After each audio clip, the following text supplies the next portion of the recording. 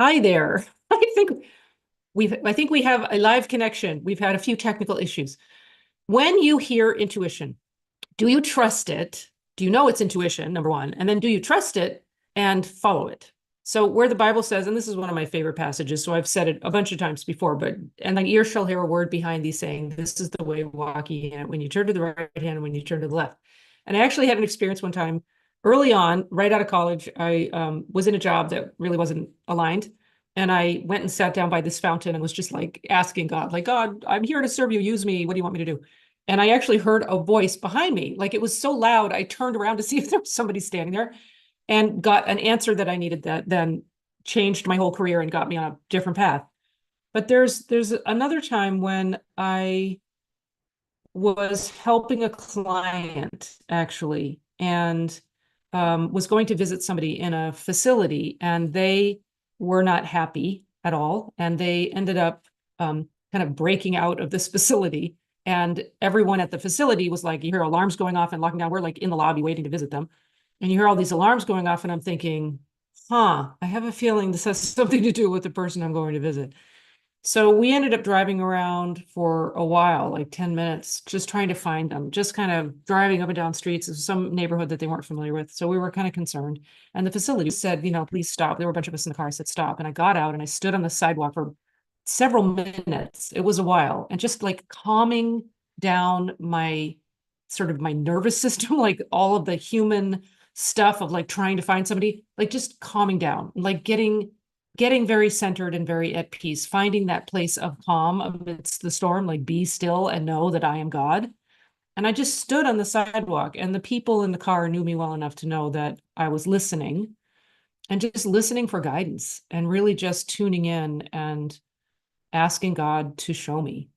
Because humanly speaking, there was no way to know where this person had gone. Like it all happened fast, and they had gone out into these neighborhoods, and it was like who knows what direction they went. So I stood there until I felt a sense of direction.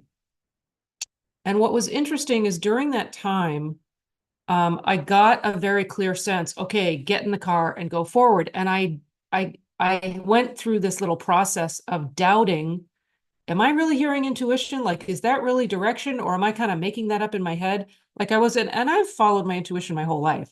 So and this was not that long, it was maybe I don't know, 5, 6 years ago. So it wasn't that long ago. But even then, I was doubting, should I trust that? Am I hearing that? And one of the things that I know, or that I've noticed about just hearing the voice of God, is it doesn't come with any charge on it. Like there's no like charged emotion on it.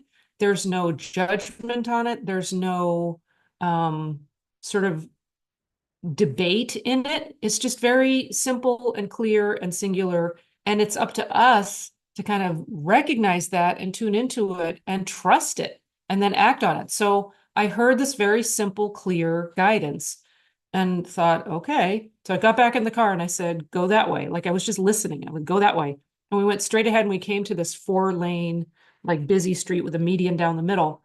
And we could only go one direction. But as soon as we stopped at this place, I looked up and I saw the person walking by on the other side.